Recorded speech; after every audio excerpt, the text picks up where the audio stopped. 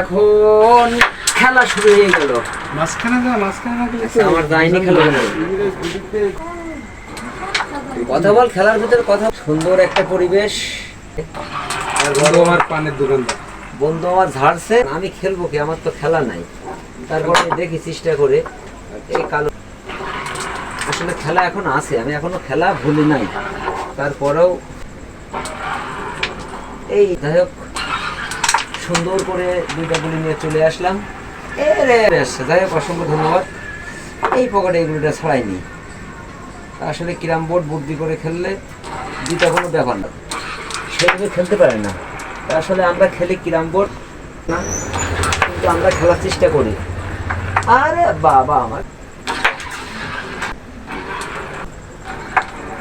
যা যা যা নষ্ট আমার বন্ধু দিতে পারলো না। তবে গুলিটা আমাকে এখন দিয়ে ওই পকেট, আর যেহেতু বন্ধু আমার বন্ধ করে দিয়েছে, দেখি চেষ্টা করি একবার দিতে পারি কিনা।